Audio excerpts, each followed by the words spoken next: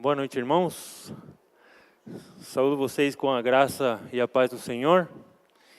E quero começar orando, agradecendo a Deus por mais uma oportunidade que temos de compartilhar a palavra de Deus juntos. Nós estamos na série Alegria Incomensurável, né? E precisamos de uma semana de alegria, uma semana onde temos vários desafios, como o Daniel acabou de comentar, e uma pressão muito grande, decisões, escolhas que temos que fazer. E eu queria, nesse momento, pedir, junto com vocês, sabedoria da parte de Deus, primeiramente para o que nós iremos fazer agora, que é estudar a palavra de Deus, mas também que essa palavra possa vir ao encontro do seu coração e que Deus possa dar uma alegria em meio a toda essa dificuldade, todas as provações, e que a gente possa enfrentar essa semana com força, se lembrando de por que devemos ser alegres, por que devemos ter essa alegria incomensurável. Abaixe sua cabeça, feche os seus olhos e vamos estar orando. Senhor nosso Deus, nosso Pai, reconhecemos que Tu és grande, que o Senhor está assentado no seu trono e no trono do universo, Pai. Sabemos que o Senhor controla todas as coisas e sabemos que é uma preocupação muito grande hoje no Brasil, Senhor, a questão política. Mas eu quero pedir, Senhor, que o coração dos meus irmãos nessa hora, nesse momento, possa ter paz. Que Teu Espírito Santo possa estar enchendo nossa mente e o nosso coração dessa paz que excede todo entendimento. Que a gente possa estar nessa noite escudrinhando Tua palavra, estudando, Senhor, aquilo que o Senhor tem para nós. Quero pedir, Senhor, desde já, que o Senhor esteja guardando e cuidando cada uma das pessoas que não puderam estar aqui com a gente hoje, Pai. Deixo nas Tuas mãos o resto dessa noite, em nome de Jesus. Amém. Amém. Pessoal, nós estamos estudando a alegria incomensurável e temos passado já por 2 capítulos. Hoje eu estou iniciando o capítulo 3 da carta aos Filipenses e temos passado por vários temas que o apóstolo Paulo vai tratando, desde o caráter que o cristão deve ter, a alegria que o cristão deve manter em meio às provações. Temos conversado bastante também sobre a importância dos amigos. Passamos por 2 amigos de Paulo, homens que ajudaram ele em meio às dificuldades, em meio às provações, homens que se mostraram como oferta nas mãos de Deus. E hoje, Paulo vai mudar o discurso. Ele vai começar a tratar de outras questões. E a gente vai tratar 3 versículos nessa noite, mas 3 versículos que têm muito a nos dizer ao respeito do que o apóstolo Paulo vai começar a tratar no capítulo 3. A carta, principalmente, ela está dividida em 3 partes. A gente vai começar a segunda parte. E interessante que o apóstolo Paulo faz o que os pregadores nós acostumamos fazer. Não sei quantos de vocês já assistiram alguma pregação e o preletor fala, finalmente, terminando, concluindo, e a pessoa fala mais um monte, né? Então, Paulo também faz isso. Mas gente, ele fala isso porque ele vai começar com outro tema. Então, veja que é um negócio bíblico, tá bom? Quando o pastor está dizendo, estou terminando, concluindo e começa de novo, tá? E, brincadeiras à parte, Paulo realmente ele está começando outro tema que ele quer ser muito incisivo com o pessoal de Filipos. Ele quer ensinar uma coisa que eles, não uma coisa nova, uma coisa repetitiva. E a gente verá isso nessa noite. Abre lá comigo a sua Bíblia, em Filipenses capítulo 3. Filipenses no capítulo 3, verso 1. A alegria verdadeira está na confiança em Deus.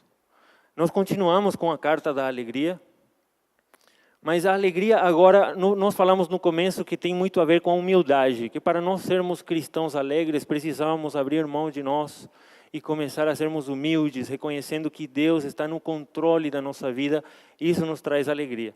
Só que a alegria também, ela precisa ter a nossa confiança nós precisamos ter a confiança em Deus para assim mantermos a nossa alegria.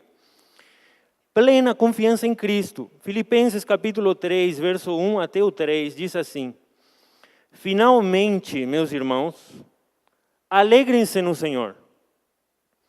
Escrever-lhes de novo as mesmas coisas não é cansativo para mim. E é uma segurança para vocês. Cuidado com os cães. Cuidado com esses que praticam o mal. Cuidado com a falsa circuncisão. Pois nós é que somos a circuncisão. Nós que adoramos pelo Espírito de Deus, que nos gloriamos em Cristo Jesus e não temos confiança alguma na carne. 3 versículos. Esses 3 versículos a gente irá tratar nessa noite. A plena alegria está na confiança no Senhor. A alegria verdadeira está na confiança que nós, todos cristãos, temos em Cristo. Paulo começa essa parte da carta, essa seção da carta, falando assim: finalmente, meus irmãos, estou lendo na NVI, diz assim: meus irmãos, alegrem-se no Senhor, e escrever-lhes de novo as mesmas coisas não é cansativo para mim, é uma segurança para vocês. Deixa eu fazer uma pergunta: quantas vezes quando você não veio ou veio para a igreja, Deus não tem falado as mesmas coisas para nós? Paulo está dizendo aqui, especificamente para os filipenses, na carta, está dizendo: gente, eu não tenho temor de falar para vocês o mesmo. Isso nos dá a entender que Paulo já tinha escrito outras cartas e que ele tinha falado as mesmas coisas que ele irá tratar agora em diante. Mas ele diz assim: eu não tenho temor de falar as mesmas coisas, porque as mesmas coisas na cabeça de vocês vai dar segurança, vai trazer certeza, vai trazer convicção daquilo que vocês acreditam, daquilo que vocês são em Cristo. Então as mesmas coisas, quando Deus está tratando as mesmas coisas nas nossas vidas, como Paulo estava fazendo na vida dos filipenses, Deus tem um propósito. E trazendo para nosso dia, quantas vezes o Senhor já não tem trabalhado os mesmos temas nas nossas vidas. E parece que toda pregação, Deus está dizendo o mesmo. Toda pregação Deus está falando sobre o meu caráter. Toda pregação Deus está falando sobre a necessidade de amar mais o meu próximo. Toda pregação Deus está me falando mais sobre que preciso ser humilde. Toda pregação Deus está me encorajando a pregar o Evangelho. E aquilo que Deus tem insistido na sua vida e na minha vida é porque de alguma maneira Deus quer que nós fixemos e que aprendamos com Ele. Pessoal, a alegria para os filipenses, ela está fundamentada em que eles são parte da família de Deus. Porque Paulo está lembrando para eles, todas as vezes, especificamente nessa sessão da carta, nós é que somos da circuncisão, no final dessa sessão.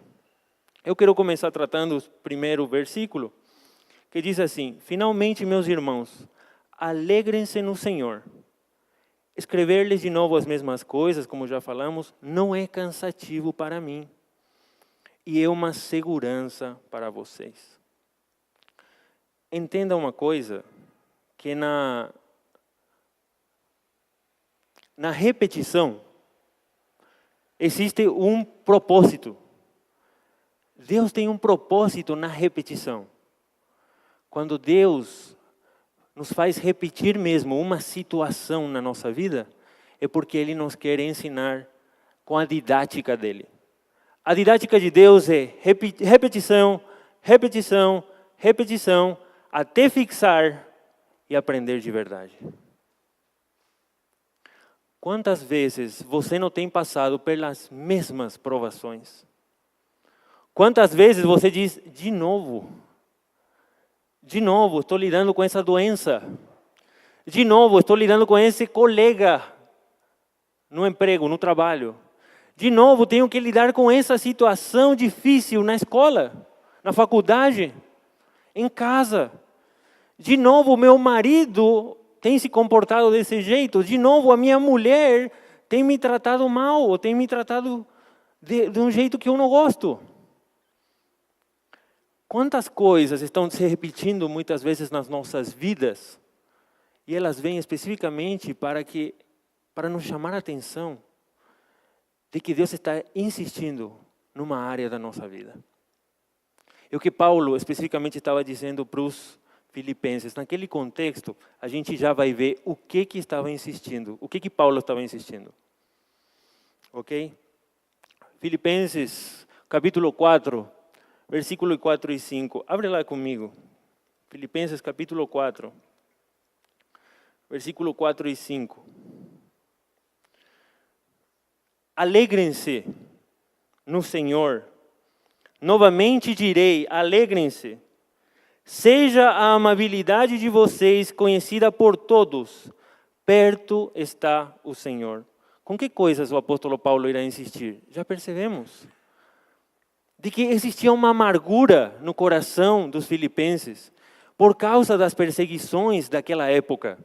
Existia uma amargura por eles não saberem qual seria o destino final do apóstolo Paulo. Existia uma amargura porque eles mesmos não sabiam se as obras que eles estavam praticando eram de alguma maneira boas ou eles estavam praticando pelo seu próprio esforço. O que Paulo está dizendo aqui é que a amargura do cristão precisa ceder à alegria em Cristo. Eles precisavam estar se lembrando especificamente quem eles eram em Cristo. Muitas vezes, para a nossa vida, a gente, quando está sofrendo pressões, dificuldades, momentos tristes, a gente acaba se esquecendo muitas vezes quem é nosso Deus. A gente se esquece muitas vezes de coisas que o Senhor já vem fazendo no nosso dia a dia. A gente se esquece de coisas que o Senhor já fez, coisas que nos deram alegria. E enfrentamos a vida errando de novo. Por isso, especificamente, Filipenses capítulo 4, verso 4 e 5, a amargura do cristão deve ceder à alegria em Cristo.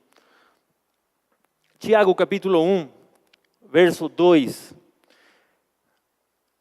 Esse versículo é muito conhecido, pois ele fala sobre as provações. Eu acho muito bom seria a gente decorar esse versículo, que ele fala sobre quais são qual é o propósito das provações. Tiago 1, 2 diz assim: meus irmãos, considerem motivo de quê? Grande alegria o fato de passarem por diversas provações.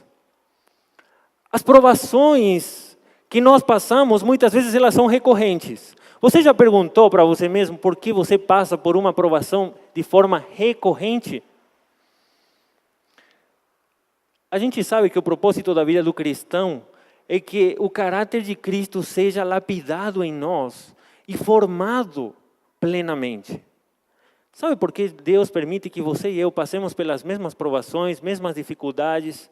Por que lidemos com as mesmas pessoas, com pessoas que têm a mesma dificuldade de caráter? Porque Deus está formando o caráter de Cristo em você e em mim, por meio de relacionamentos. A repetição que Deus traz sobre a nossa vida, Ele tem o intuito, o objetivo de formar Cristo em você e em mim. É necessário, cada vez que nós lemos a palavra de Deus, entendamos isso. Qual é o propósito de Deus para nossas vidas? O propósito de Paulo para trazer segurança aos filipenses era sempre estar repetindo os mesmos ensinos, porque ele tendia muito a se esquecer. Naquela época não tinha Bíblia, gente. Se nós que temos Bíblia esquecemos tão rapidamente quem é Deus, imagina naquela época. Naquela época que os filipenses não podiam chegar e abrir livremente ainda a palavra de Deus. Eles, de alguma forma, tinham uma desculpa. Mas nós não podemos esquecer. Nós somos chamados sempre a relembrar e a, por sobre todas as coisas, sermos alegres. Naquela pregação que o pastor Alexandre fez, na segunda pregação, ele diz uma coisa: Quando você deixa Deus ser Deus na sua vida, você não tem por que não estar alegre. Nós falamos que Ele é nosso Deus, nosso Senhor, que Ele está no controle de todas as coisas, que Ele é o soberano sobre toda a criação. E isso deve nos trazer alegria. Não é fácil, com certeza, porque temos o dia a dia. Mas o dia a dia não é maior do que Deus. Deus está acima do tempo. Deus está acima da situação econômica. Deus está acima da política. Deus está acima das provações que passamos. Isso era necessário relembrar constantemente. E é também necessário a gente relembrar 1 Pedro capítulo 4, verso 13, que vai falar sobre a alegria que também é a gente passar pelos sofrimentos. Em todo esse contexto da carta, Paulo vai relembrar daqui para frente para os filipenses quem eles são diante de Deus. 1 Pedro capítulo 4, verso 13, diz assim: mas alegrem-se à medida que participam dos sofrimentos de Cristo, para que também, quando a sua glória for revelada, vocês exultem com grande alegria. Outra coisa que devemos sempre nos lembrar, agora para nós, é o seguinte: qual é o processo da aprovação? Você é provado. Você cai e não se levanta mais? Qual foi o processo que Deus teve para com Jesus Cristo? Ele passou por uma das maiores provações.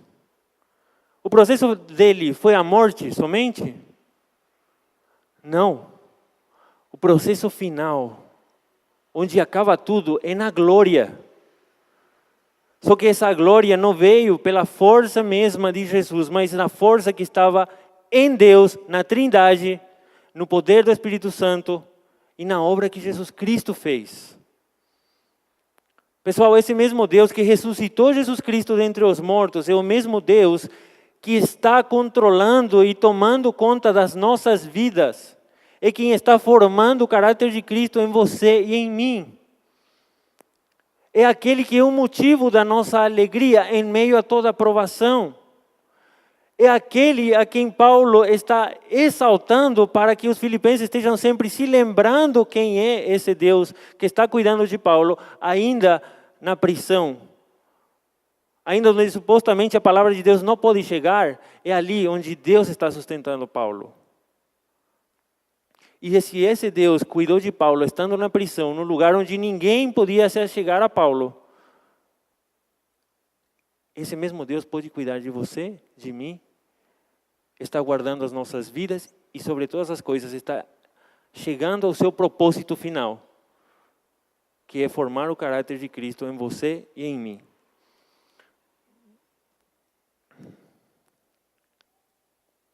O método pedagógico de Deus sempre lida com a repetição.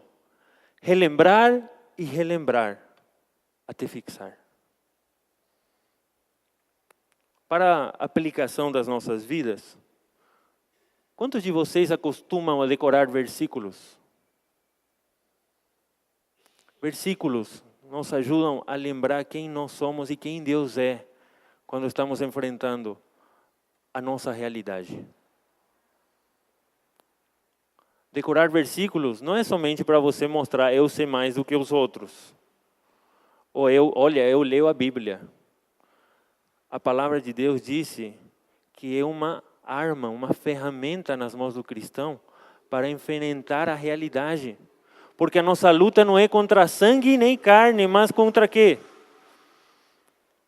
Contra o príncipe das trevas. Contra as potestades desse mundo. Contra as vãs filosofias que se levantam. O que nos ajuda a enxergar alguma coisa errada? Somente saber a verdade. E é o que Paulo vai dizer daqui a pouco, seguindo, né? Paulo vai falar aqui, e aqui eu quero chamar uma atenção a sua Bíblia, se é a NVI, ela tem a seguinte palavra. 3 vezes tem a palavra cuidado. Outras traduções não se preocuparam tanto em repetir isso, mas isso é muito importante para o que Paulo está querendo dizer.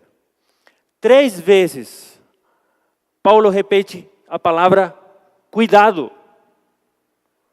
Ele acabou de falar de segurança. Para que vocês tenham segurança, vocês precisam sempre relembrar. Para que vocês estejam convictos do que vocês acreditam, vocês precisam sempre relembrar. Para que vocês saibam quem vocês são diante de Deus e qual é o fruto no final da sua vida, vocês precisam relembrar. Agora Paulo vai falar, cuidado. Cuidado com os cães, verso 2 de Filipenses 3. Cuidado com os cães. Cuidado com esses que praticam o mal. Cuidado com a falsa circuncisão. Mas Samuel, que negócio é esse da falsa circuncisão? Primeiro, vamos por partes, pessoal. Paulo vai usar o que aqui? Repetição.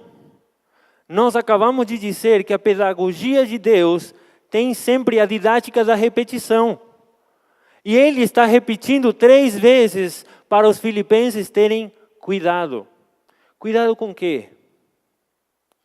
Cuidado com aqueles que se mostram como bons, mas são maus. Cuidado com aqueles que prometem, mas quando acabam de tirar proveito, esquecem. Cuidado com aqueles que são lobos disfarçados de ovelhas. Por isso ele vai falar, cuidado com os cães. Com aqueles que não se interessam com as pessoas, mas que estão aí para tirar proveito. Paulo aqui está falando de um tipo de pessoa que estava presente naquela época e que não é muito diferente de hoje. Pessoas que se apresentavam com uma teologia parecida ao que era o Evangelho. O famoso parece, mas não é. Falava tudo bonitinho, mas quando se trata de falar a verdade em favor de Cristo, a pessoa abria mão de princípios para falar por conveniência, para acumular pessoas para si. Este tipo de pessoas se chamavam os judaizantes. Os judaizantes era um conjunto de pessoas que ensinava o seguinte, de forma mais sintética, tá? Eles diziam o seguinte, se você quer ser salvo, você tem que acreditar em Cristo Jesus como seu Senhor, seu Salvador. Ele ressuscitou dentre os mortos, tudo. Mas você, homem, precisa ser circuncidado. E essa circuncisão era a antiga circuncisão praticada pelo povo de Israel, que era de fato uma marca e um símbolo de Deus para o seu povo no Antigo Testamento, de que eles seriam os herdeiros das promessas de Deus. Lá em Levítico, onde Moisés ele vai dar quais são as regras que devia se seguir com cuidado dessas coisas. Mas o primeiro a receber essa ordem da parte de Deus foi Abraão. Não foram os israelitas que instituíram a mesma circuncisão, senão foi um gentio. Lá no Antigo Testamento. E o povo de Israel estava dizendo o seguinte, se você quer ser salvo de verdade, você precisa completar o processo pela sua própria mão. E era ir lá no médico e pedir que ele faça o que chama fimose. É o nome científico que dá para circuncisão hoje. Então a pessoa agora, além de ela ter Cristo na sua vida, ela podia chegar e falar assim, cara, eu tenho Cristo, mas também eu tenho uma prova física de que eu sou realmente um filho de Deus.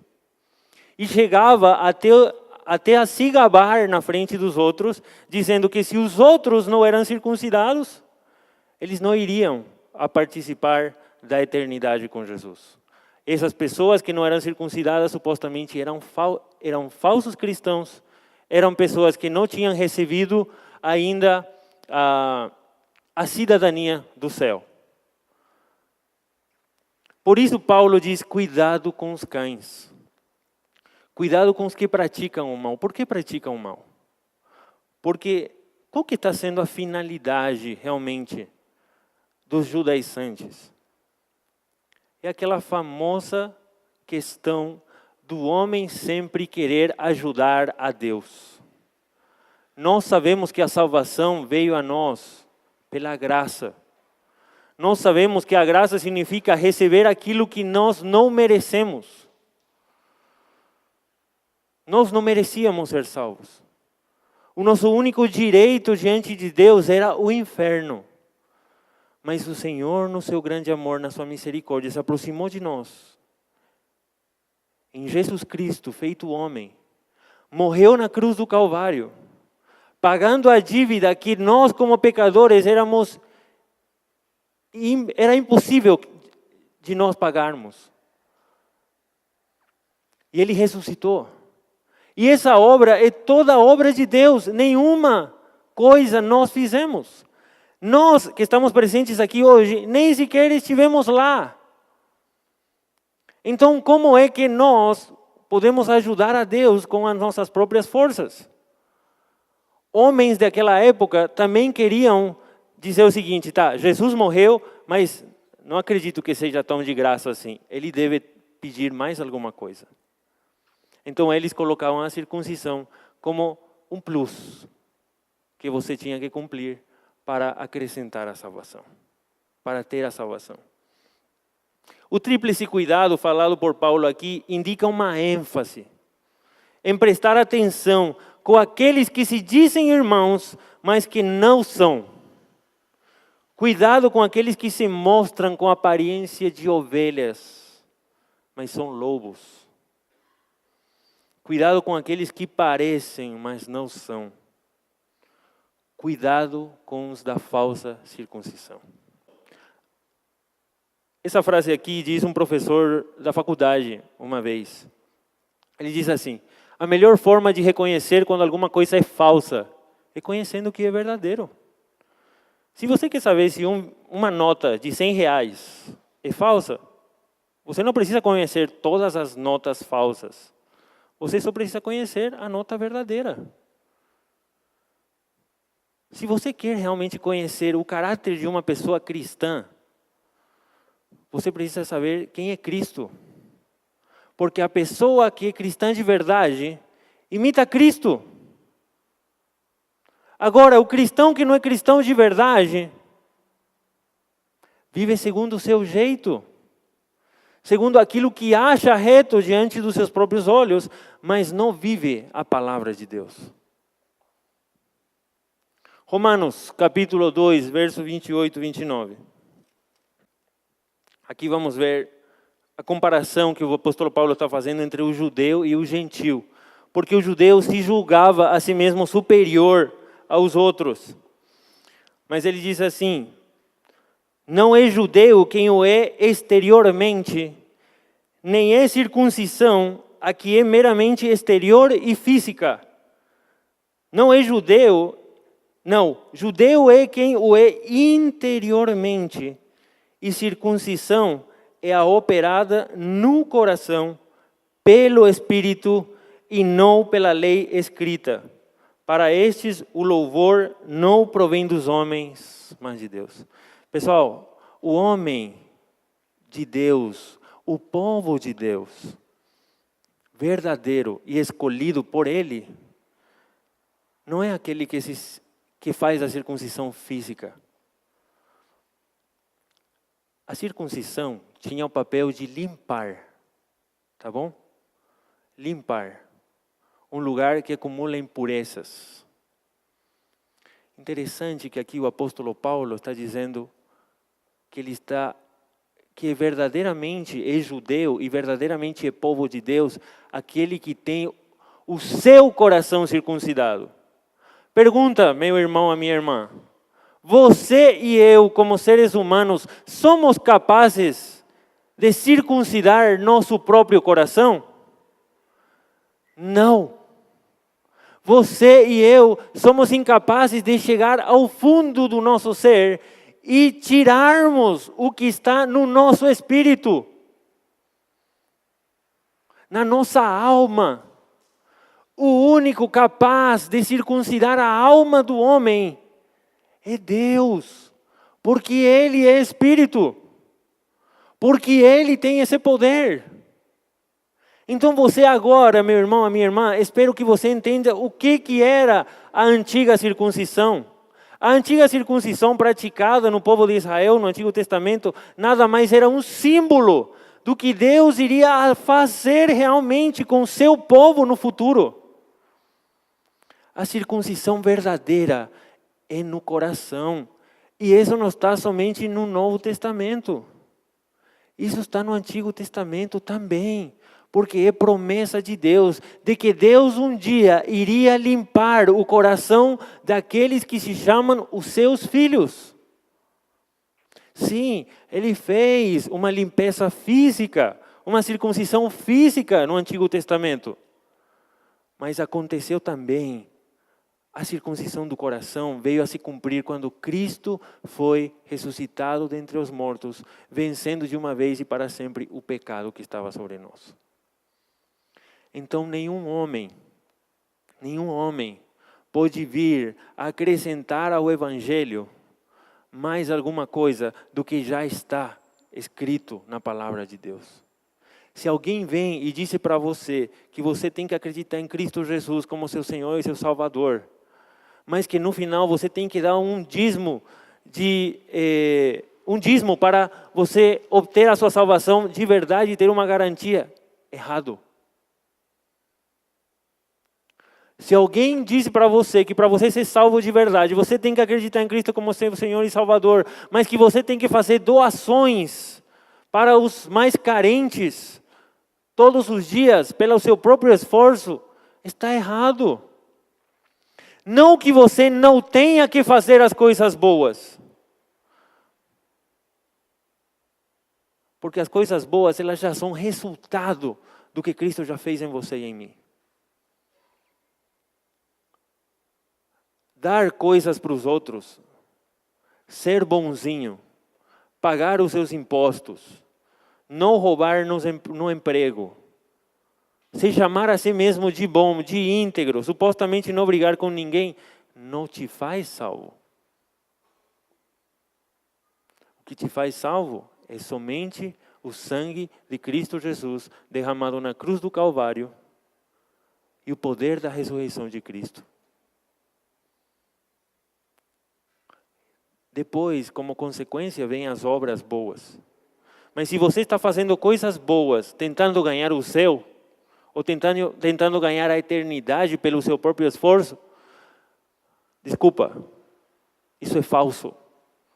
Porque é esforço seu. E a salvação não vem do homem, é de Deus. A verdadeira circuncisão, agora, ela é feita no coração. Nós precisamos que Deus tire o pecado do nosso coração, do nosso ser. Ela é uma obra divina, como já falamos, nós não somos capazes de fazer isso. E ela é necessária para a salvação.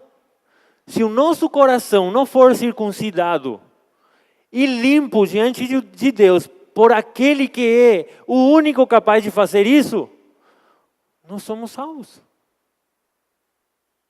Mas se você acredita que Cristo Jesus é seu Senhor, é seu Salvador, e que o sangue dele derramado na cruz do Calvário pagou a dívida do seu pecado, e a sua ressurreição é a garantia da vida eterna, você está salvo.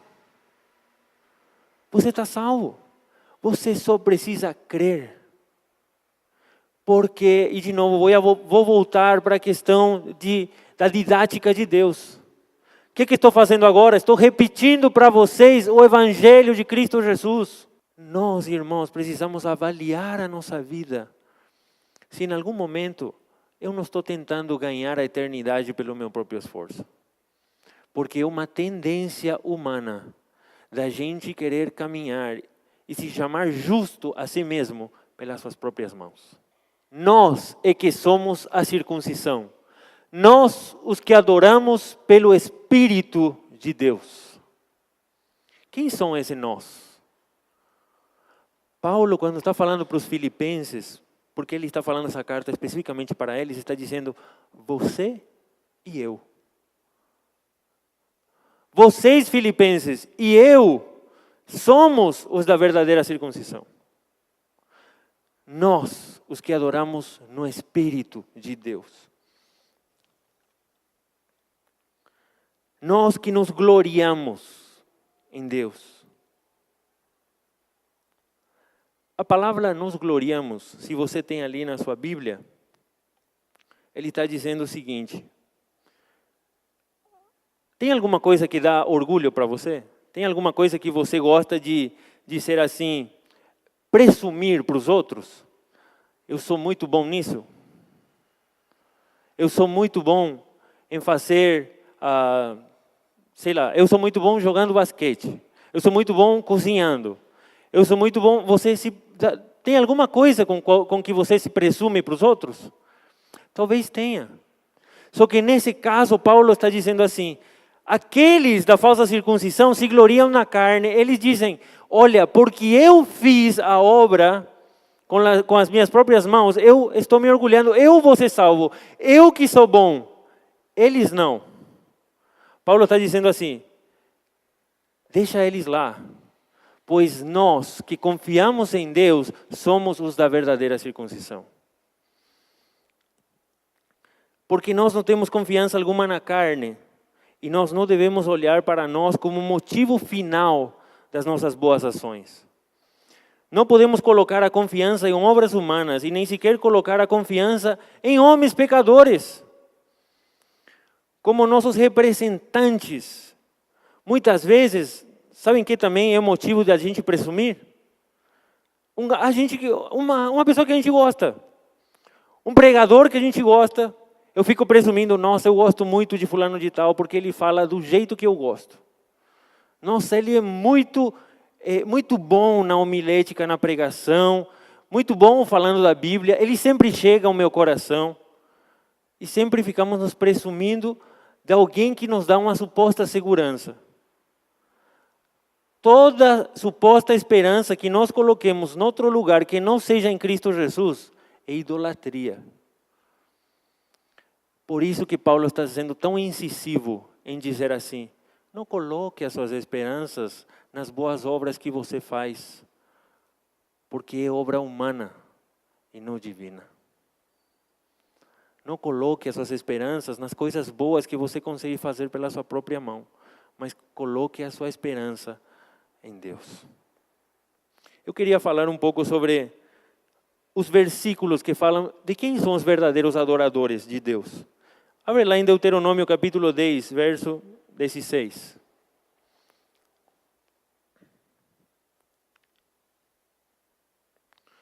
Enquanto vocês abrem aí, Deuteronômio capítulo 10, verso 16, diz assim, a palavra usada aqui quer dizer, o nosso maior motivo de orgulho é Cristo. As pessoas do mundo que não conhecem a Deus, elas se orgulham de alguma coisa que elas são boas. Alguma coisa dá esperança para elas, certo? Algum tipo de conhecimento, algum tipo de trabalho, talvez o dinheiro. Alguma coisa dá segurança para elas. Mas o motivo de orgulho para o cristão é Cristo. Porque Cristo simboliza qual é o final do crente? A eternidade para a glória de Deus. Se você quer de fato se orgulhar de alguma coisa, então orgulhe-se dos méritos de Cristo. Não se orgulhe das coisas boas que você pode fazer. Não se orgulhe das coisas boas que você tem. Não se orgulhe de quão bom você é em alguma coisa. Mas orgulhe-se nos méritos de Cristo, que fazem de você e de mim filhos de Deus. Deuteronômio 10, 16. Sejam, eu tenho aqui na NVI, sejam fiéis de coração à sua aliança e deixem de ser obstinados. Essa é a NVI. Mas a NVI, ela perdeu um pouquinho o que realmente está dizendo aqui. Sabe o que Deus está dizendo para o povo de Israel? Tem uma nota embaixo, não sei se a sua Bíblia tem. Tem uma nota aqui que diz assim: circuncidem o coração de vocês e não sejam obstinados. Deus, no Antigo Testamento, já estava dizendo para o povo de Israel que era teimoso e que gostava de sempre cometer os mesmos erros. O que estava dizendo? Circuncidem o coração de vocês. Como que eles iriam fazer isso? Deixando de ser obstinados e confiando plenamente em Deus, que o único capaz de salvar eles era Deus. Porque o povo de Israel insistia com que a salvação deles estava não onde Deus os estava levando, não na promessa que Deus tinha dado, mas em voltar para o Egito, em voltar a fazer as coisas erradas, em voltar a comodismo, em voltar a ser escravos dos egípcios, em cometer os mesmos erros. E quantas vezes o povo de Israel foi ensinado por Deus no deserto, com esse propósito de Deus conhecer o coração do seu povo e mostrar para eles mesmos quem eles eram. Tanto é que essa primeira geração que saiu, nós sabemos que não entrou na terra prometida. Deuteronômio 36.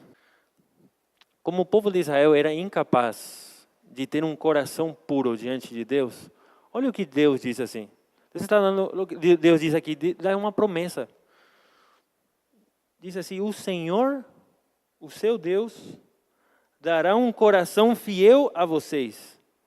De novo, na Almeida Revista e Atualizada diz assim: o Senhor é quem circuncidará o coração de vocês.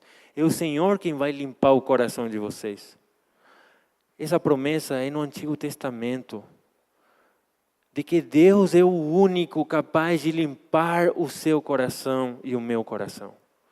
Deus é o único capaz de nos fazer adoradores em espírito e em verdade. Ele é o único. Eu não sei se até agora você está lutando contra algum pecado ou lidando com algum pecado com o seu próprio esforço. E algumas pessoas têm aquela mentalidade de: nossa, como eu luto com aquele pecado. E ela acha que se ela conseguir vencer aquele pecado, ela vai ser santa. Olha que presunção. Tem pessoas que têm problema com mentira.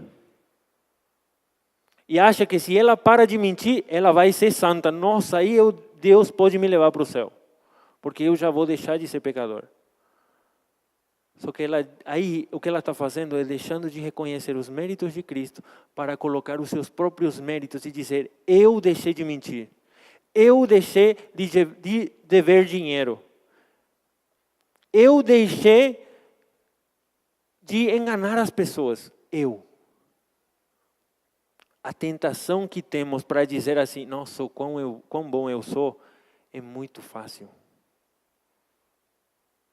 Por isso a necessidade de a gente sempre relembrar: não, quem circuncida o coração, quem limpou meu coração e quem me ajuda a manter o meu coração limpo é Deus. Os méritos nunca são meus. Os méritos são os méritos de Cristo. Jeremias, capítulo 4, verso 4. A mesma palavra, a mesma frase. Jeremias 4:4, purifiquem-se para o Senhor. Sejam fiéis à aliança, a NVI, Almeida Revista Atualizada, circuncidem o coração de vocês. Se você quer ter um relacionamento com o Senhor, seu coração deve estar circuncidado. Se você já tem um relacionamento com o Senhor, você precisa se relembrar de quem fez essa circuncisão. Não foi você, foi Deus. Quem faz a circuncisão é Deus. Quem purifica o meu coração é Deus. E se você já tem o seu coração circuncidado, se Cristo já é seu Senhor, seu Salvador, você precisa relembrar quem fez a circuncisão. Não foi você. Não foi outro alguém. Foi Deus. João, capítulo 4, 23 e 24. Versículo muito conhecido, que fala sobre o verdadeiro coração que Deus quer para si.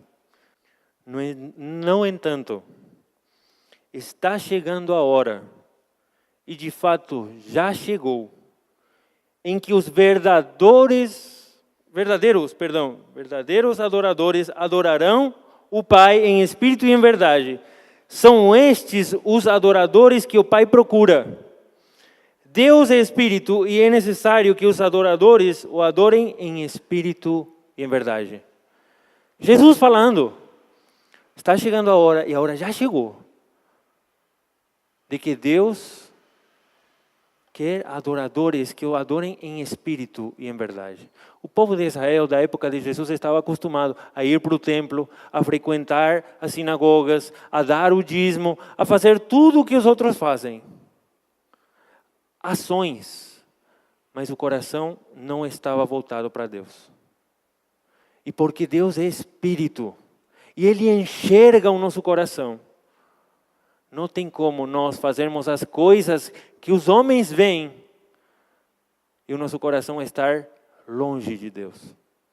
Por isso que o Senhor insiste com o seu povo, falando, adoradores que o adorem em espírito e em verdade.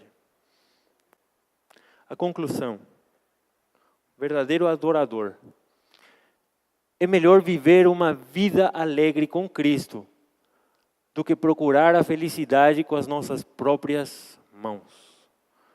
A verdadeira alegria não está nos méritos que você é capaz de ter. A verdadeira alegria não está nos alvos e objetivos que você é capaz de atingir com sua própria mão, com seu próprio esforço. Não está numa salvação que você é capaz de sustentar com sua própria mão, com a sua força, mas está nos méritos de Cristo. Está na força de Deus. De novo, a alegria verdadeira está na confiança que nós temos em Cristo. Reflita nesse momento se o seu coração está sendo de um adorador que adora em espírito e em verdade. Abaixe sua cabeça, feche seus olhos e vamos orar.